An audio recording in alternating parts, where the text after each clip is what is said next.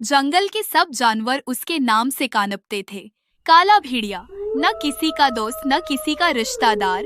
वो रात को छपकर आता, खाना चराता और अंधेरे में गायब हो जाता। उसकी आंखों में न मोहब्बत थी न रहम, सिर्फ खौफ और खालीपन।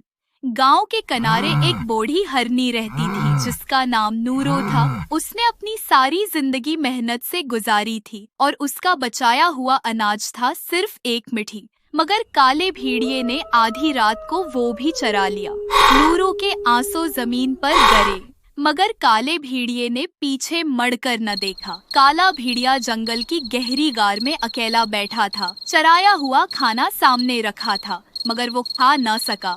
अंदर से कोई आवाज आ रही थी, एक जलन, एक बेचैनी। शायद वो ज़मीर था जो अभी मरा नहीं था। अगली सुबह काला भेड़िया जंगल में घूम रहा था। तभी उसने देखा एक छोटा सा बच्चा खरगोश गड्ढे में गिर गया है, रो रहा है, मदद मांग रहा है। सारे जानवर दूर खड़े थे, कोई करीब नहीं आया, सब डरे हुए थे।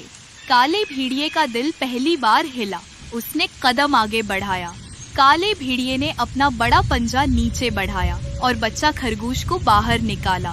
बच्चे ने आंखें खोली और डरने की बजाय मुस्कुराया। शुक्रिया बड़े भाई। उस छोटे से लफ्ज ने वो काम किया जो सालों में नहीं हुआ था। काले भेड़िए की आंखें नम हो गईं। पहली बार जिंदगी में रात को काला भेड़िया नूरो के घर के बाहर खड़ा था। चराया हुआ अनाज हाथ में था। उसके कदम कांप रहे थे।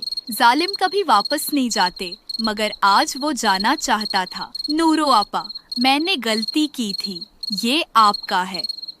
आवाज लर्ज रही थी।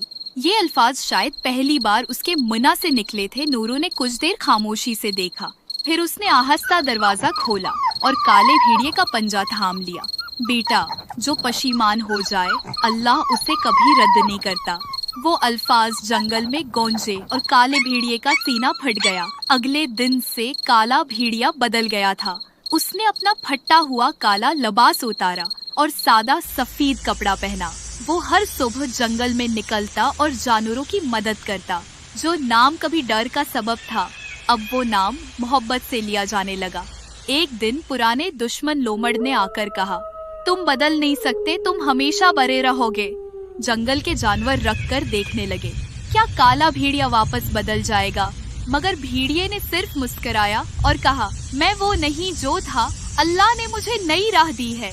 उस रात काला भेड़िया जंगल में अकेला बैठा और पहली बार अपना सिर झुकाया।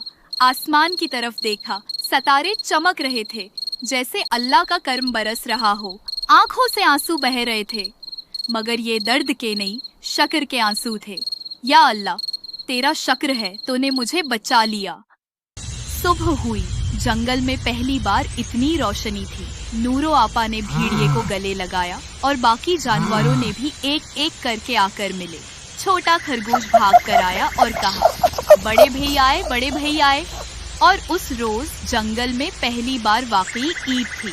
काला भेड़िया अब सिर्फ एक नाम नहीं था, एक मिसाल बन गया था। उसने साबित किया कि कोई भी इतना नहीं डरा कि उठ न सके, बशर्ते का दिल में एक चंगारी हो, पशीमानी की, सच्चाई की। अल्लाह का दरवाजा हर उसके लिए खुला है जो वापस आना चाहता हो।